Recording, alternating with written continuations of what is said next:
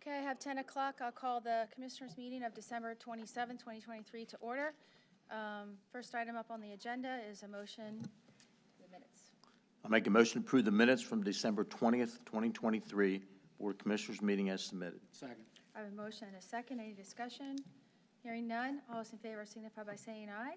Aye. Opposed? Motion carries. I'll open it up to any public comment. Excuse me. Seeing none. On to new business. I make a motion to adopt the 2024 York County budget, which represents 6.9 mils of real estate tax, no increase, and includes a .10 mils for land preservation and .09 mils for a dedicated library tax, and it's as listed in the agenda. Second. I have a motion and a second. Any discussion? Hearing none. All those in favor signify by saying aye. Aye. Opposed? Motion carries. I make a motion to approve a contract between the County of York on behalf of the York County Prison and Savin, Harrisburg, Pennsylvania, to provide an annual Savin maintenance and service agreement between the Pennsylvania District Attorney's Institute and York County at no cost to the county. Second. I have a motion and a second. Any discussion? Hearing none. All those in favor signify by saying aye. Aye. Opposed? Motion carries. And the resolutions? I make a motion to adopt Resolution 2023-33, establishing the real estate tax rates for the tax year 2024.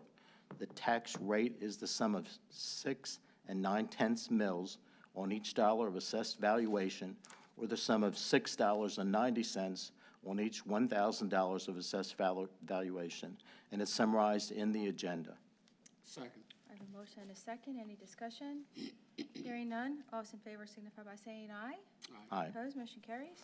I'll make a motion to adopt Resolution 2023-34, authorizing the issuance by the York County Industrial Development Authority of up to $700,000 of tax-exempt financing to Amelia Lugood, Michael Lugood, Johan Barley, and Ellie Barley, or an entity to be formed for the purpose of acquiring a farm located at 4376 Rice Road, Seven Valleys, Cadorus Township, York County, Pennsylvania, as authorized under the federal tax law as a qualifying first-time farmer. Second. I have a motion and a second. Any discussion? Hearing none. All those in favor signify by saying aye. Aye. Opposed? Motion carries. There were no executive sessions since our last meeting. Any other business? Hearing none, I'll open it up for any public comment.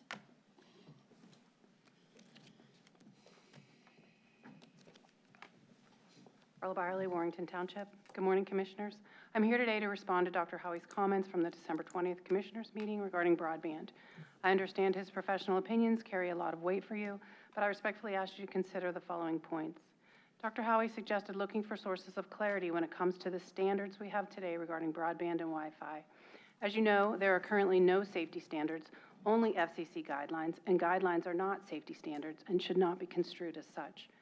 Dr. Howie advised you to look at the regulation of the FCC as it stands right now and as our source of information and the best source of truth. He recommends that as the science allows us greater insight into the impact of radiation, we can make appropriate adjustments.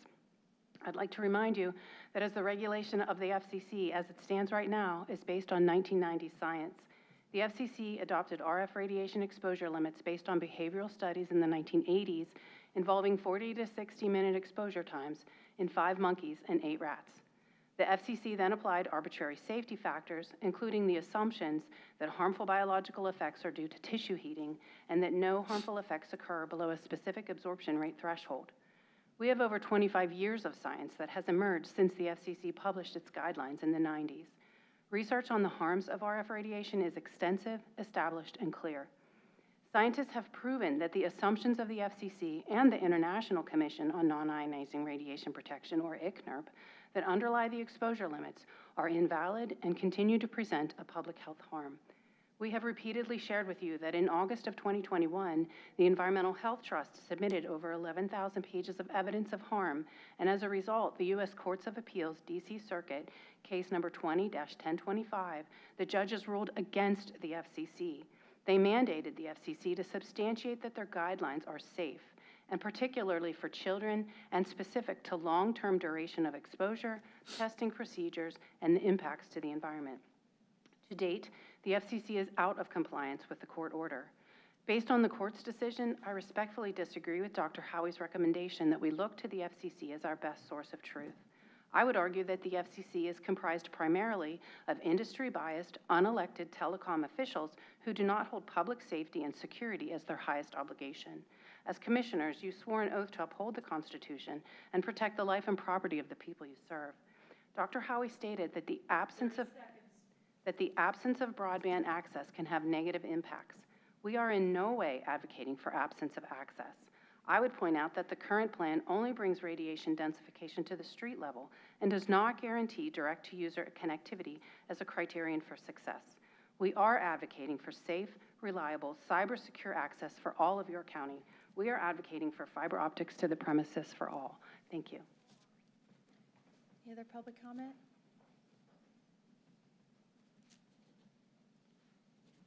Good morning, Laura Basso, Fairview Township. My whole speech last week was about how the FCC guidelines are not a standard, and there is no federal standard, and there is no safe level of wireless radiation.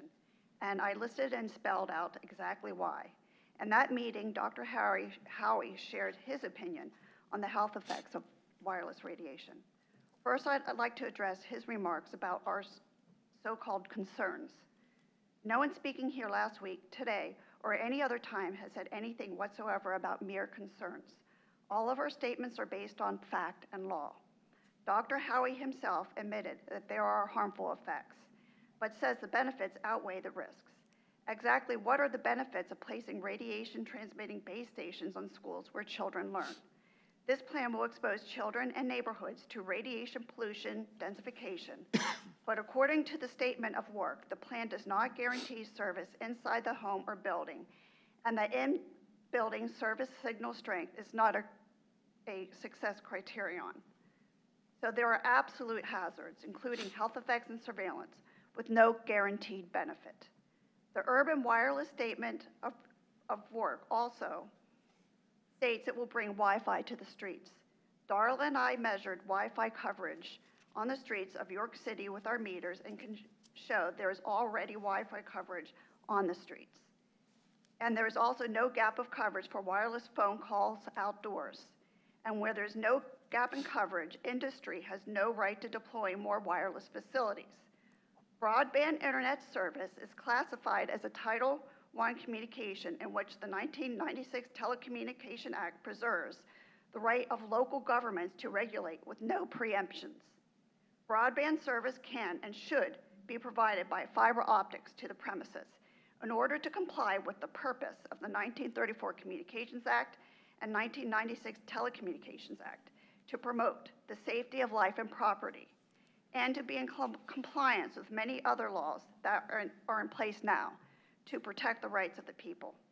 Finally, I'd like to note that the FCC is sidestepping local governments' public safety, environmental protection, and national sovereignty by following the UN's International Telecommunications Union. With China as a top contributing member, the FCC and ITU are following the CCP's wireless network infrastructure that imposes constant surveillance and control of its people through the social credit digital prison. York County deserves better. York County deserves fiber optics to the premises for all of York County. Thank you. Any other public comment?